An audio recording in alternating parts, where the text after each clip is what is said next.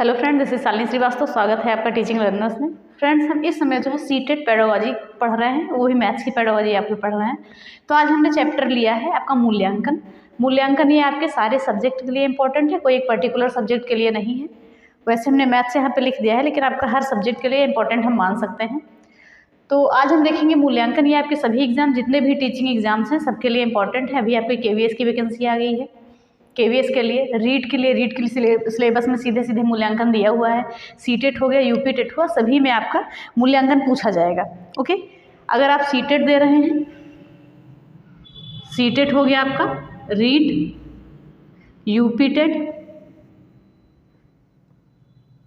और KVS, DSSS, जो भी जहाँ भी मूल्यांकन आपका पूछा जाता है, वहाँ के लिए आपकी ये चीज़ें इंपॉर्टेंट बनेगी और हम इसको पूरा डिटेल में पढ़ेंगे। ये मैथ पेडागोजी है जो आपका लंबा जा रहा है। बाकी सब्जेक्ट आपके हम कम से कम वीडियो में ख़त्म कर देंगे। अभी आपका ये मूल्यांकन चल रहा है, इसके आगे हम 2-3 वीडियो और लाके आपका मैथ पेडागोजी ख़त्म कर देंगे। फिर जो चीज़ें इंपॉर्टेंट आपकी बचेंगी वो 1-2 चीज़ें हम डाल देते रहेंगे और अदर सब्जेक्ट का हम स्टार्ट कर देंगे। ओके, तो देखते रहिए। तो अगर आप हमारे चैनल पर नए हैं तो प्लीज़ चैनल को सब्सक्राइब कर लीजिए, अधिक से अधिक शेयर करिए, क्योंकि आपके लिए बहुत ही इंपॉर्टेंट ये टॉपिक बनेगा। तो चलिए देखते हैं मूल्यांकन क्या है। मूल्यांकन के बारे में पूरी डिटेल में चीज़ें जानेंगे कि एक भी चीज़ें आपकी ना छूटें। आइए देखते हैं क्या है मूल्यांकन। चलिए देखते हैं मूल्यांकन क्या होता है। तो हम बात करते हैं मूल्यांकन की। तो हम देखते हैं मूल्यांकन जो है 2 शब्दों से मिलकर बना है। किससे किससे? मूल्य प्लस अंकन। हम यहाँ लिख सकते हैं मूल्यांकन 2 शब्दों से मिलकर बना है, मूल्य प्लस अंकन। ओके, तो मूल्य का मतलब क्या हो गया? ये किसके? गुणात्मक भाव से संबंधित होगा। गुणात्मक भाव से, ध्यान से सारी एक चीज़ें ध्यान से सुनिएगा। गुणात्मक भाव से संबंधित होगा और आकलन जो है ये मात्रात्मक भाव से संबंधित होगा, मात्रात्मक भाव से। ओके, तो हमने क्या देखा है कि मूल्यांकन जो है मूल्य प्लस अंकन 2 शब्दों से मिलकर बना है। मूल्य मतलब गुणात्मक भाव हो गया और अंकन मतलब हो गया मात्रात्मक चीज़ें हो गई, जो मात्रात्मक भाव हो गया, मात्रात्मक भाव को दर्शाता है। तो ये चीज़ें हम जान लेंगे। तो ये चीज़ें हमने जानी कि मूल्यांकन क्या है। मूल्य और अंकन 2 शब्दों से मिलकर बना है। मूल्य गुणात्मक भाव को दर्शाता है और अंकन मात्रात्मक भाव को दर्शाता है, या मात्रात्मक भाव से हम बता सकते हैं कि यहाँ पर मापन की बात की गई है। ओके, तो ये सारी चीज़ों को हम अभी जानेंगे। फिर देखते हैं पहले हमने क्या लिखा है यहाँ पर कि अधिगम की उपलब्धि। तो मूल्यांकन जो है वह प्रक्रिया है जो बच्चों की अधिगम उपलब्धि का पता लगाता है। मूल्यांकन क्या है? वह प्रक्रिया है जो बच्चों की अधिगम उपलब्धि का पता लगाता है कि बच्चे ने कोई भी चीज़ें हैं कितनी सीखी हैं, किस स्तर तक सीखी हैं, उनकी सीखने में अभिरुचि क्या है। ओके, अभिरुचि क्या है और उनकी बुद्धि का स्तर क्या है। तो पहली लाइन को हम स्पष्ट करते हैं कि जो मूल्यांकन प्रक्रिया में, ओके, मूल्यांकन प्रक्रिया है वो बच्चों की अधिगम की उपलब्धि को दर्शाता है।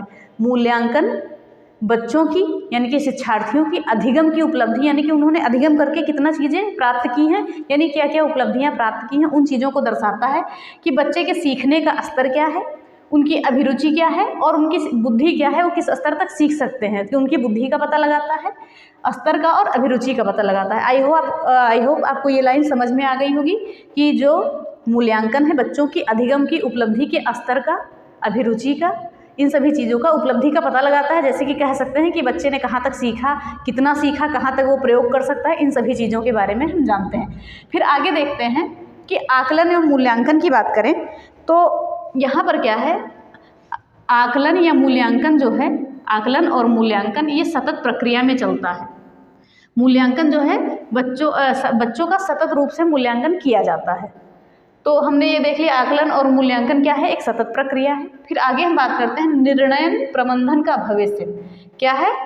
अगर हम मूल्यांकन को क्या है, मूल्यांकन को हम निर्णयन प्रबंधन का भविष्य कह सकते हैं। सीधे सीधे शब्दों में हम कह सकते हैं कि निर्णयन जो है, मूल्यांकन जो है शिक्षण उद्देश्यों का परिणाम है। सीधे सीधे कह सकते हैं कि मूल्यांकन जो है, मूल्यांकन शिक्षण उद्देश्यों का परिणाम है, शिक्षण उद्देश्यों का परिणाम है। चलिए हम इसको एक बार और समझते हैं, फिर हम आगे की बात करते हैं, क्योंकि आपको समझना ज़्यादा जरूरी है। चैप्टर बहुत ही इंपॉर्टेंट है। हमने देखा मूल्यांकन 2 शब्दों से मिलकर बना है, मूल्य प्लस अंकन। मूल्य मतलब क्या हो गया? गुणात्मक भाव को दर्शाता है और अंकन क्या है? मात्रात्मक भाव को दर्शाता है। यानी कि यहाँ पर हम यहाँ पे देख सकते हैं मूल्यांकन और मापन दोनों आ जाता है। फिर देखते हैं कि जो मूल्यांकन है बच्चों की अधिगम की उपलब्धि को बताता है, अर्थात कि शिक्षार्थियों ने कितना सीखा है, उनके सीखने का स्तर क्या है, उनकी रुचि क्या है, उनकी बुद्धि का स्तर क्या है, इन सभी चीज़ों को मूल्यांकन के द्वारा हमें पता चलता है।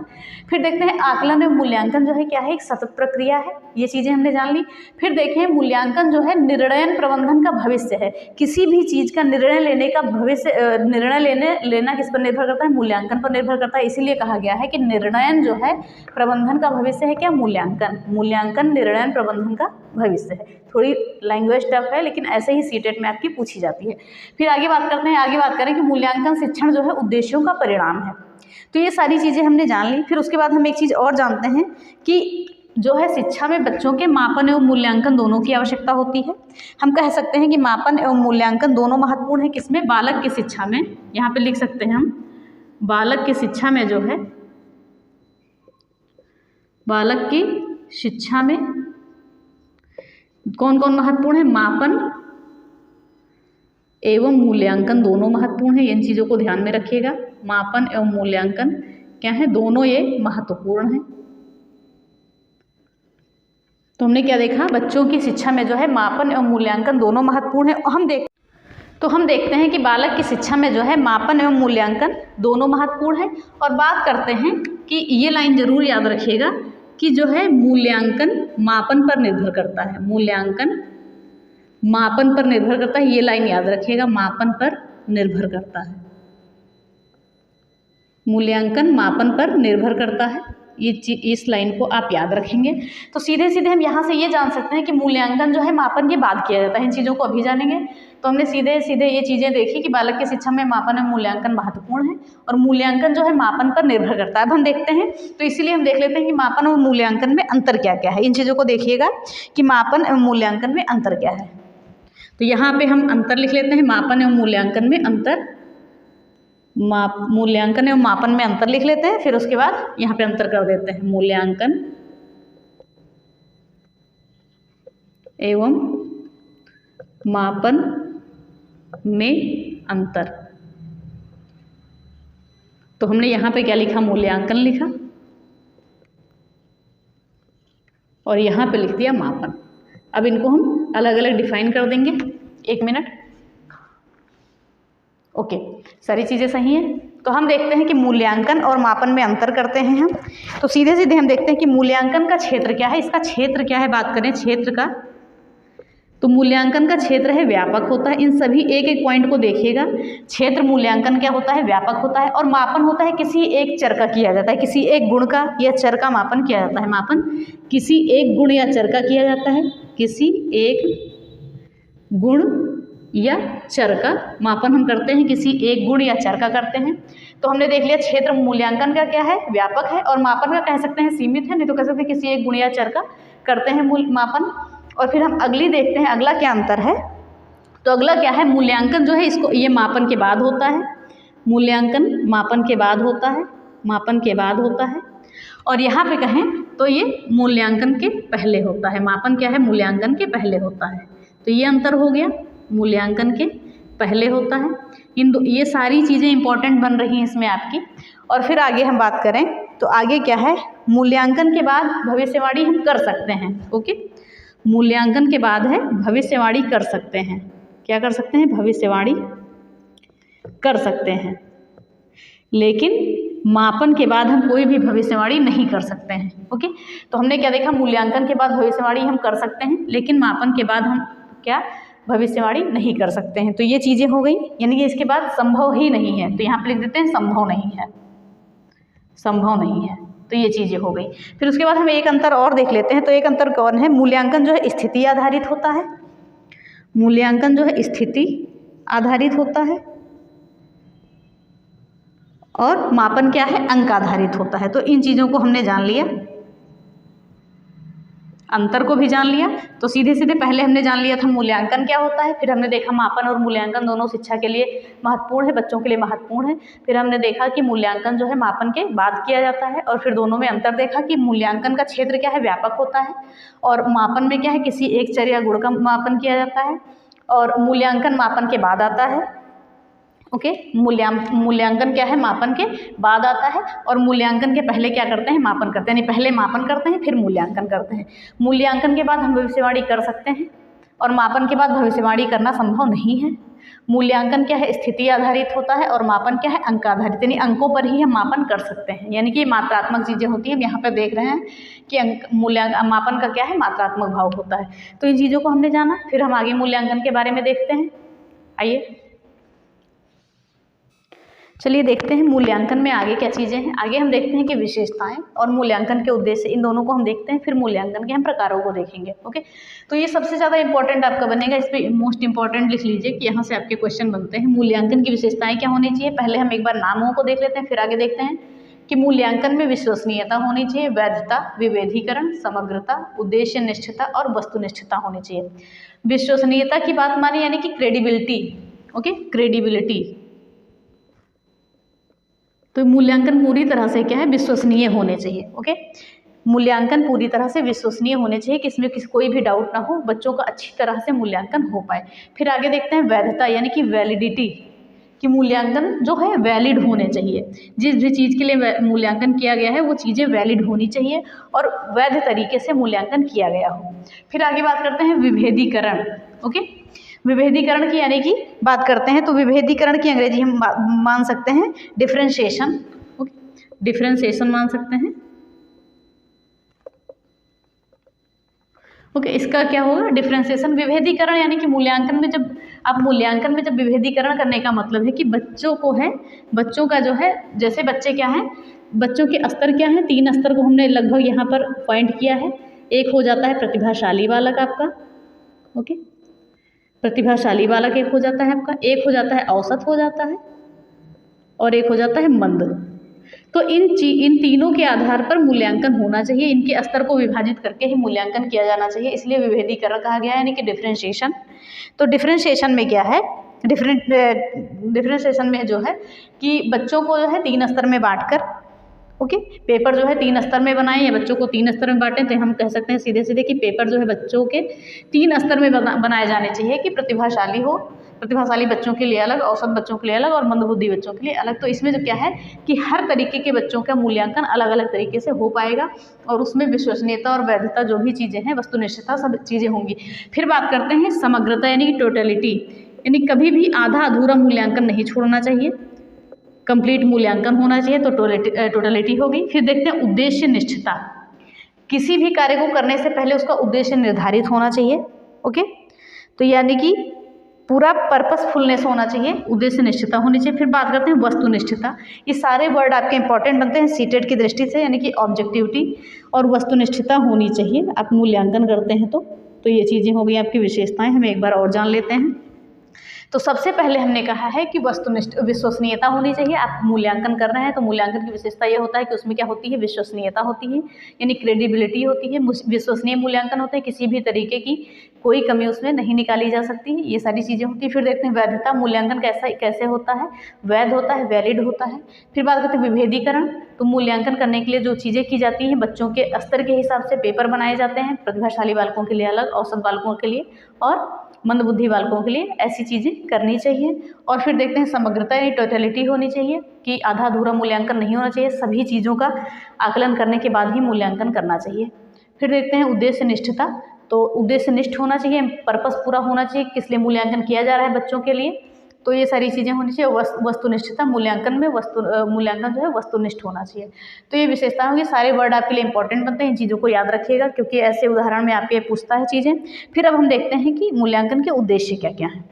तो पहले हम उद्देश्यों की बात करें कि यहाँ पर क्या है, मूल्यांकन का उद्देश्य पहला क्या है कि छात्रों की उपलब्धि का पता लगाना। किसकी उपलब्धि का पता लगाना, छात्रों की उपलब्धि का पता लगाना। तो पहला उद्देश्य हो गया, सभी को पता है, सभी लोग कर सकते हैं ये चीज़ें। फिर देखते हैं छात्रों के विकास को निरंतर गति प्रदान करना। किसके, छात्रों के विकास को निरंतर गति प्रदान करना। तो यहाँ पे लिख सकते हैं प्रदान करना, तो हमने ये लिख दिया। तो पहला उद्देश्य हमने देखा छात्रों की उपलब्धि का पता लगाना और छात्रों के विकास को निरंतर गति प्रदान करना। फिर आगे देखते हैं कि छात्रों की जो है योग्यताओं, कुशलताओं एवं रुचियों का वर्गीकरण करना। छात्रों की जो योग्यताएं हैं, कुशलताएं हैं, उनकी रुचियों का वर्गीकरण करना, ये हो जाता है एक उनके वर्गीकरण करना या वर्गीकरण करके पता लगाना। ओके, पता लगाना। तो ये चीज़ें हो गई। ये वर्गीकरण को हम अलग से भी ले सकते हैं, ऐसे कोई उसमें नहीं है। चलिए हम इसको अलग से ले लेते हैं कि छात्रों की जो है योग्यता, कुशलताओं एवं रुचियों का क्या करना, पता लगाना। और यहाँ पर हम छात्रों का पूर्ण रूप से वर्गीकरण कर सकते हैं, छात्रों का वर्गीकरण करना। तो ये चीज़ें हो गई आपकी। फिर आगे देखते हैं कि छात्रों में जो है छात्रों की कठिनाइयों का, विफलता का और असफलता का पता लगाना कि किस कारण छात्र असफल हो रहे हैं और उनकी अध्ययन में क्या क्या कठिनाइयाँ आ रही हैं। तो ये सारी चीज़ों को हमें पता लगाना है। फिर बात करते हैं उपचारात्मक व्यवस्था की, यानी कि छात्रों को उपचारात्मक व्यवस्था प्रदान करना। तो अगर हम बात करें कि छात्रों में सीखने के लिए जो है उपचारात्मक व्यवस्था प्रदान करनी चाहिए, तो किसके लिए? सीखने के लिए। सीखने के लिए उपचारात्मक व्यवस्था प्रदान करनी चाहिए छात्रों की। फिर आगे बात करते हैं शिक्षकों की सफलता एवं कुशलता का पता लगाना। किसकी? यहाँ पे शिक्षकों की है, ये चीज़ें ध्यान रखिएगा। शिक्षकों की सफलता एवं कुशलता का पता लगाना। फिर बात करते हैं अध्ययन एवं अध्यापन। तो अध्ययन अध्यापन की बात करें, इन दोनों को क्या है? प्रभावशाली बनाना, प्रभावशाली बनाना। तो ये सारी चीज़ें हमारी हो गई विशेषताएं और क्या है? उद्देश्य। तो हम सीधे सीधे देखते हैं। पहला उद्देश्य क्या है? छात्रों की उपलब्धियों का पता लगाना, छात्रों के विकास को निरंतर गति प्रदान करना, छात्रों की योग्यता, कुशलताओं एवं रुचियों का पता लगाना, छात्रों का वर्गीकरण करना, छात्रों की कठिनाइयों, विफलता एवं असफलता का पता लगाना, और छात्रों में जो है सीखने के लिए उपचारात्मक व्यवस्था प्रदान करना, और शिक्षकों की सफलता एवं कुशलता का पता लगाना। ओके, फिर आगे बात करते हैं अध्ययन और अध्यापन को प्रभावशाली बनाना। सीखने, अध्ययन यानी कि सीखना और अध्यापन यानी कि सिखाना, इन दोनों को क्या है? प्रभावशाली बनाना। अब हमने ये विशेषताएं और उद्देश्य तो हो गया। अब देखते हैं मूल्यांकन में क्या नहीं होना चाहिए। इन चीज़ों को पॉइंट करिएगा, सबसे ज़्यादा इंपॉर्टेंट बनता है कि क्या नहीं होना चाहिए। तो सबसे पहले हम देखते हैं इसमें जो है अंक और ग्रेड नहीं देना है। मूल्यांकन में अंक और ग्रेड नहीं देना है। अंक और ग्रेड क्या है? नहीं देते हैं। तो जिस पे कट लगा है ये चीज़ें नहीं होनी चाहिए मूल्यांकन में, याद रखिएगा। तो बच्चों को अंक या ग्रेड नहीं देना है। उसके बाद देखते हैं रिजल्ट निकालना है, रिजल्ट नहीं निकालना है। ओके, बच्चों का रिजल्ट नहीं निकालना है, और बच्चों में प्रतियोगिता यहाँ पे नहीं करानी है। ये हो गया मूल्यांकन का उद्देश्य नहीं है। एक बात हम और जान लेते हैं, ये चीज़ें ध्यान रखिएगा, ये पॉइंट करिएगा, क्योंकि ये लंबे लंबे ऑप्शन में आपको यही सारी चीज़ें दी जाती हैं कि मूल्यांकन में जो है मूल्यांकन का उद्देश्य नहीं है। क्या नहीं है? कि बच्चों को अंक देना और ग्रेड देना, ये मूल्यांकन का उद्देश्य बिल्कुल नहीं है। और मूल्यांकन का उद्देश्य ये भी नहीं कि बच्चों को आप रिजल्ट घोषित करें, और ये भी नहीं कि बच्चों में आप प्रतियोगिता कराएं, क्योंकि सीटेट जो है बच्चों में प्रतियोगिता को बढ़ावा नहीं देता है, कि आपस में कंपटीशन को बढ़ावा नहीं देता है, हर बच्चे को करके सीखने पर बल देता है। तो ये सारी चीज़ें हो गई। ये 3 चीज़ें पॉइंट करिएगा, ये बहुत ही इंपॉर्टेंट बनेगी आपके आगे के लिए, क्योंकि आप प्रतियोगिता देख के इस पर टिक कर सकते हैं, लेकिन सीटेट का आंसर इसको गलत मानता है। ओके, तो हमने देखा अंक और ग्रेड नहीं देना है बच्चों को, उद्देश्य ये नहीं है। रिजल्ट देना भी नहीं है, और प्रतियोगिता भी बच्चों में नहीं करानी है। ओके, तो ये सारी चीज़ें होगी। अब हम आते हैं सीधे मूल्यांकन के प्रकार पर। तो मूल्यांकन के प्रकारों को हम देख लेते हैं। चलिए देखते हैं मूल्यांकन के प्रकार। हम मूल्यांकन के प्रकारों को 2 तरीके से दिखाएंगे आपको। तो पहला हम ये दिखाएंगे आपको कि मूल्यांकन के दो प्रकार होते हैं। पहला हम ये आपको दिखाएंगे मूल्यांकन के 2 प्रकार होते हैं। एक होता है सतत मूल्यांकन, ये देखिएगा सतत मूल्यांकन, जो आपका हर बार एग्जाम में पूछा जाता है, बहुत ही इंपॉर्टेंट है। और एक होता है व्यापक मूल्यांकन, व्यापक मूल्यांकन। तो ये आपके नॉर्मल हो गए 2 प्रकार, सतत मूल्यांकन और व्यापक मूल्यांकन के। और दूसरी जगह हम इसको और एक हिसाब से विभाजित करते हैं। तो एक होता है विद्यार्थी मूल्यांकन, और दूसरा होता है शिक्षक मूल्यांकन। तो विद्यार्थी मूल्यांकन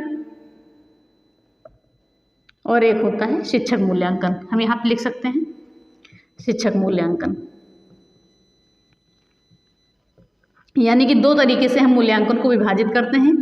तो एक तरीके से हम विभाजित करते हैं सतत एवं व्यापक मूल्यांकन में, और दूसरा हम विभाजित करते हैं विद्यार्थी मूल्यांकन और शिक्षक मूल्यांकन में। तो यहाँ पे हम ये लाइन खींच देते हैं। तो ये हमने अलग विभाजित किया है और ये अलग विभाजित किया। तो बात करते हैं हम सतत मूल्यांकन की। ओके, सतत मूल्यांकन और व्यापक मूल्यांकन। तो सतत मूल्यांकन जो है 3 प्रकार के होते हैं। ओके, तो सतत मूल्यांकन 3 प्रकार के होते हैं। पहला क्या होता है? निदानात्मक मूल्यांकन, निदानात्मक मूल्यांकन। और दूसरा क्या होता है? दूसरा होता है रचनात्मक मूल्यांकन।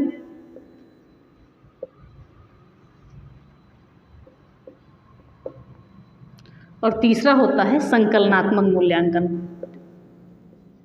संकलनात्मक मूल्यांकन। तो हमने ये क्या देखा, सतत मूल्यांकन और व्यापक मूल्यांकन में जो है, ये सतत मूल्यांकन को हमने 3 भागों में बांटा है और व्यापक मूल्यांकन को हमने एक भी भाग में नहीं बांटा है। तो हमने क्या देखा, सतत मूल्यांकन को हमने 3 कौन से भागों में बांटा है, निदानात्मक मूल्यांकन, रचनात्मक और संकलनात्मक मूल्यांकन। फिर हम दूसरी जगह आते हैं कि विद्यार्थी मूल्यांकन है और शिक्षक मूल्यांकन। तो हम विद्यार्थी मूल्यांकन को भी 2 तरीके से बांटते हैं। एक है क्या, परिमाणात्मक मूल्यांकन। एक सेकंड, चल नहीं रहा है। परिमाणात्मक मूल्यांकन,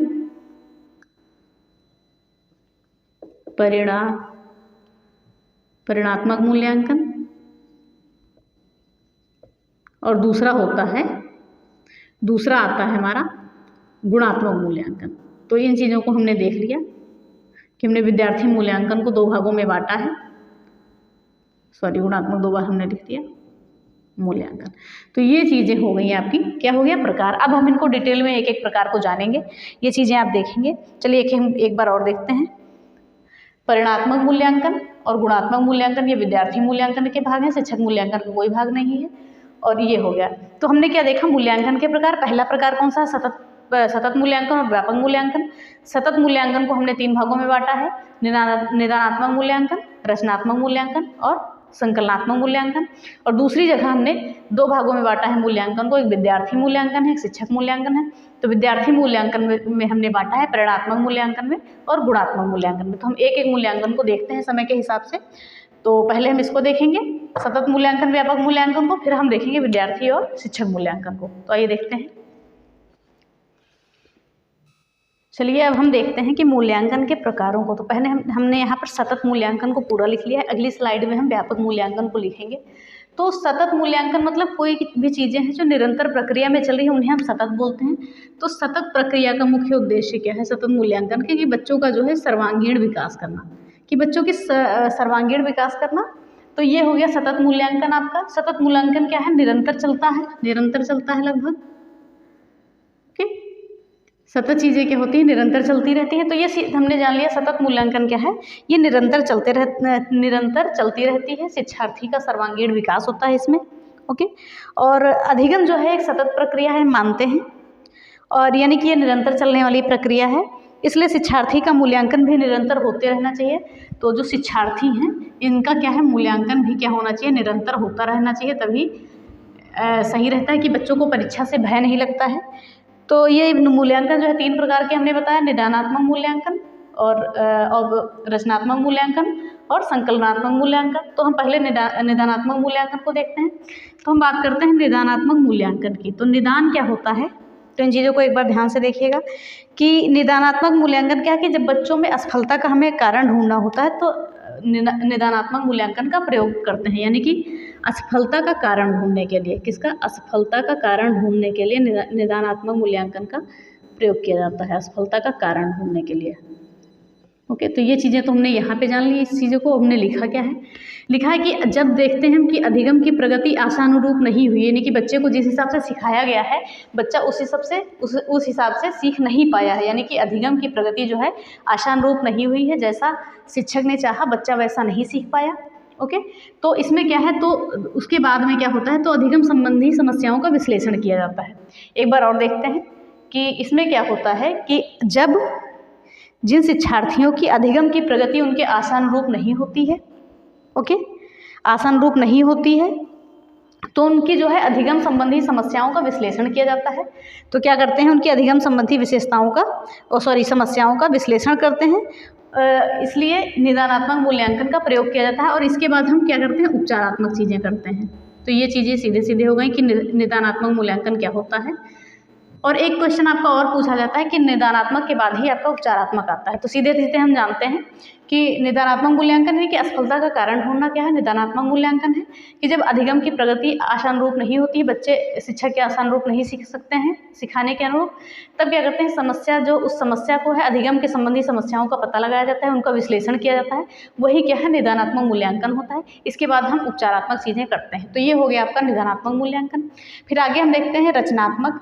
अनौपचारिक या निर्माणात्मक मूल्यांकन। तो क्या है, रचनात्मक मूल्यांकन को ही अनौपचारिक और निर्माणात्मक मूल्यांकन भी कहते हैं। तो इन नाम से ही स्पष्ट है कि यहाँ पर निर्माणात्मक चीज़ें होती हैं। ओके, निर्माणात्मक चीज़ें ही होती हैं यहाँ पर। तो ये चीज़ों को हम ध्यान में रख के आगे देखते हैं। फिर आगे हम देखते हैं क्या लिखा हुआ है, ध्यान से सुनिएगा कि इस मूल्यांकन के द्वारा इस मूल्यांकन के द्वारा अधिगम की प्रगति का आकलन एवं निर्धारण किया जाता है। क्या किया जाता है, रचनात्मक मूल्यांकन के द्वारा अधिगम की प्रगति का आकलन एवं निर्धारण किया जाता है। किसकी, अधिगम की प्रगति एवं आकलन का निर्धारण किया जाता है एवं उससे जो परिणाम प्राप्त होते हैं वहाँ पे शिक्षार्थियों को फीडबैक देते हैं। जो परिणाम वहाँ से प्राप्त होते हैं उसके बाद जो है शिक्षार्थियों को फीडबैक दिया जाता है। तो सीधे सीधे हम क्या कह सकते हैं कि रचनात्मक मूल्यांकन कह भी सकते हैं, अनौपचारिक भी कह सकते हैं और निर्माणात्मक भी कह सकते हैं। तो यहाँ पे क्या होता है कि अधिगम की प्रगति का आकलन किया जाता है एवं निर्धारण किया जाता है। फिर यहाँ से जो परिणाम प्राप्त होते हैं उसके बाद जो है शिक्षार्थियों का फीडबैक लिया जाता है। तो ये चीज़ों को हम जान लिए। तो हम ये देखते हैं कि इस मूल्यांकन के हेतु कुछ कार्य दिए जाते हैं, उनको भी हम यहाँ पे लिखते हैं। फिर हम इधर आते हैं तो गृह कार्य, इस किस आधार पर इसका मूल्यांकन किया जाता है, गृह कार्य के आधार पर। गृह कार्य हो गया, दत्त कार्य हो गया और भी बहुत सारे कार्य होते हैं। तो हमने देखा गृह कार्य, दत्त कार्य, क्लास टेस्ट और क्विज टेस्ट। क्लास टेस्ट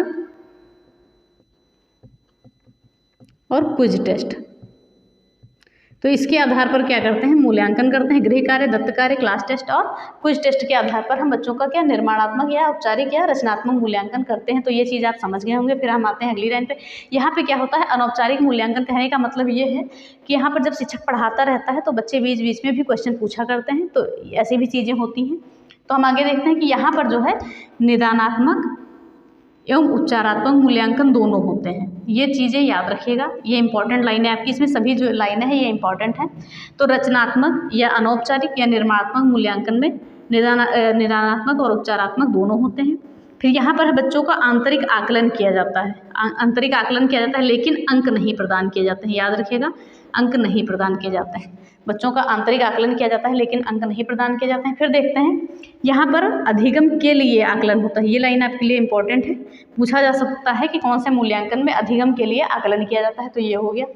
फिर यहाँ पर देखते हैं शिक्षक की शिक्षण विधियों में सुधार और छात्र के संज्ञानात्मक व्यवहार में सुधारों को देखा जाता है। यहाँ पर उसमें सुधार किया जाता है। तो शिक्षक के शिक्षण विधि में सुधार करते हैं और छात्र के संज्ञानात्मक व्यवहार में सुधार करते हैं। तो हमने सीधे सीधे क्या देखा, रचनात्मक मूल्यांकन में देखा कि जब अधिगम की प्रगति हम करते हैं, अधिगम की प्रगति में आकलन किया जाता है, निर्धारण किया जाता है। उसके बाद वहाँ से जो परिणाम प्राप्त होते हैं तो उन परिणामों को देखने के बाद छात्रों को फीडबैक दिया जाता है। और इस मूल्यांकन गृह कार्य, दत्त कार्य एवं क्विज टेस्ट के इसके साथ किया जाता है कि बच्चे कितना जानते हैं। और अगर बात करें तो देखते हैं हम कि रचनात्मक मूल्यांकन या अनौपचारिक या निर्माणात्मक मूल्यांकन जो है, इसमें जो है निदानात्मक एवं उपचारात्मक मूल्यांकन दोनों होते हैं। यहाँ पर आंतरिक आकलन किया जाता है लेकिन अंक प्रदान नहीं किए जाते हैं। अधिगम के लिए आकलन होता है यहाँ पे, और शिक्षण विधि में सुधार करना होता है। यहाँ पर शिक्षक की शिक्षण विधियों में सुधार करते हैं और छात्र के संज्ञानात्मक व्यवहार में सुधार किया जाता है इस मूल्यांकन में। तो हमने ये निदानात्मक मूल्यांकन और रचनात्मक मूल्यांकन, दो मूल्यांकन हमने देख लिया अच्छे से, आपको समझ में आ गया होगा। तो ये चीज़ें आपको समझ में आ गई होंगी। तो आगे हम देखते हैं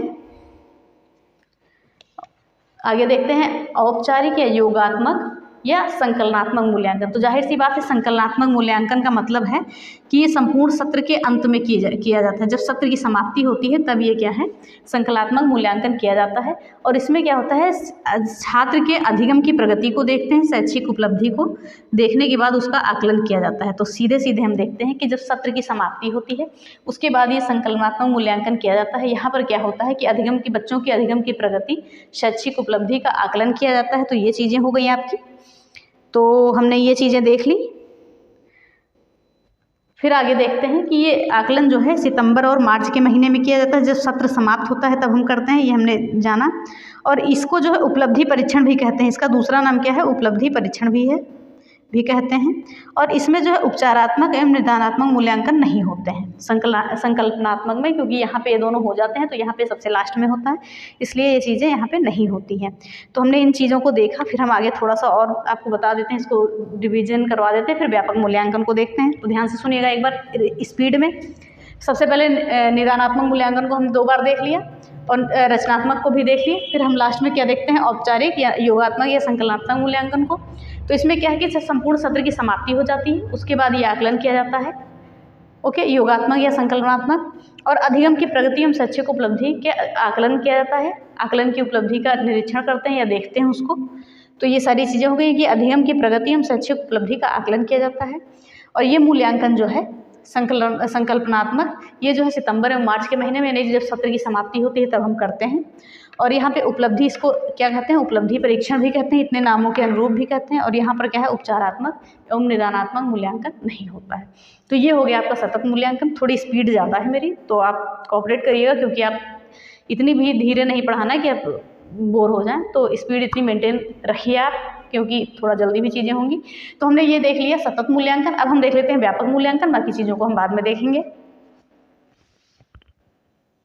फिर अब हम देखते हैं व्यापक मूल्यांकन। आपने देखा होगा सतत मूल्यांकन में हमने जितना भी पढ़ा है उतने में हमने ये जाना है कि बच्चे के केवल एक पक्ष पर ध्यान दिया गया है, यानी कि संज्ञानात्मक पक्ष पर। किस पे?